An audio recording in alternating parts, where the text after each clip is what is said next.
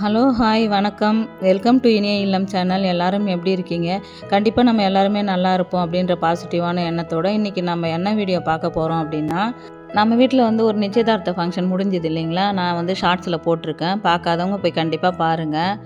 ஃபங்க்ஷனில் வடை பாயாசம் சாப்பிட்டு தான் அவங்களுக்கு சாப்பிட்ட மாதிரி இல்லையா, அதனால் மறுநாள் வந்து பிளான் பண்ணி வச்சுட்டாங்க. பிரியாணி செஞ்சு சாப்பிடணும், சிக்கன் பிரியாணி, ஃபிஷ் ஃப்ரை பண்ணணும், அதே மாதிரி மீன் தலையெல்லாம் போட்டு குழம்பு வைக்கணும், ஒயிட் ரைஸு அண்ட் ரசம் வைக்கணும் அப்படின்னு கேட்டிருந்தாங்க. பிளான் போட்டாச்சு.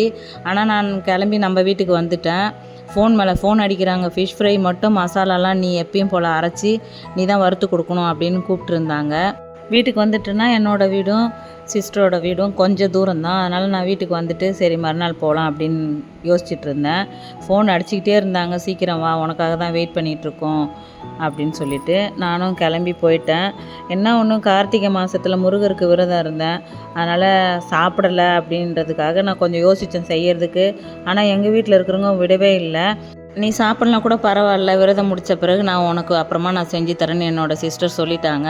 சரி, பசங்களுக்காகவும் அவங்க எல்லாருமே சாப்பிடட்டும், நம்ம சாப்பிட்லாம், என்ன செஞ்சு தந்துடலாம் அப்படின்ட்டு நான் வந்து மசாலாலாம் அரைக்கலாம் அப்படின்னு பூண்டும் சின்ன வெங்காயமும் உரித்து வைக்க சொல்லியிருந்தேன்.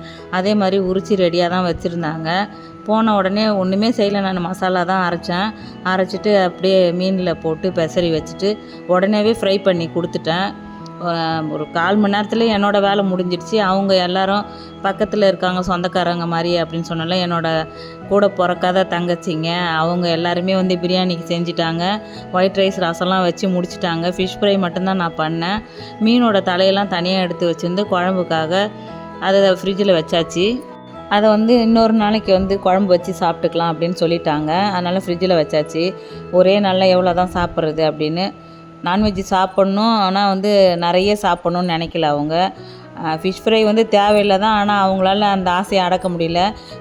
ஃபிஷ் ஃப்ரை பண்ணி உடனே சாப்பிட்ருவாங்க. கொஞ்சம் நேரம் கழித்து பசிக்கும் போது பிரியாணி சாப்பிட்டுக்கலாம், ரசம் போட்டு சாப்பிட்டுக்கலாம் அப்படின்னு பிரித்து வச்சுருந்தாங்க. நான் போன உடனே அதுக்காக தான் என்னை வேக வேகமாக வான்னு கூப்பிட்டுட்டே இருந்தாங்க. போனதுமே சூடாக வறுத்து அவங்க அவ்வளோ பெரிய ஃபேமிலிக்கு 2 பீஸ் தான் அப்படின்னு என் தங்கச்சி வீட்டில் சொல்லிட்டாங்க. வறுக்கும் போதே கிட்ட வந்து நின்று ஆளுக்கு 2 பீஸ் சூடாக எடுத்து வச்சு சாப்பிட்டுட்டாங்க. இதுவே நிறைய மீன் வறுத்து வச்சுருந்தா ஆனியன் கட் பண்ணி வச்சு அது கூட சாப்பிடுவாங்க. எவ்வளோ மீன் வேணாலும் சாப்பிட்லாம். ஆனால் என்ன பண்ணுறது, மீன் வந்து கம்மியாக தான் வாங்கியிருந்தோம். இருந்தாலும் பரவாயில்லன்னு எல்லாருமே ஷேர் பண்ணி சாப்பிட்டாங்க. நான் வந்து மசாலா அரைச்சேன்னு ரொம்ப பெரிய பில்டப்பெல்லாம் நான் பண்ணலை. இவங்க தான் என்னை பில்டப் பண்ணி இந்த மசாலா போட்டு நீ வறுக்கிறது எங்களுக்கு பிடிச்சிருக்கு அப்படின்னு சொல்கிறாங்க.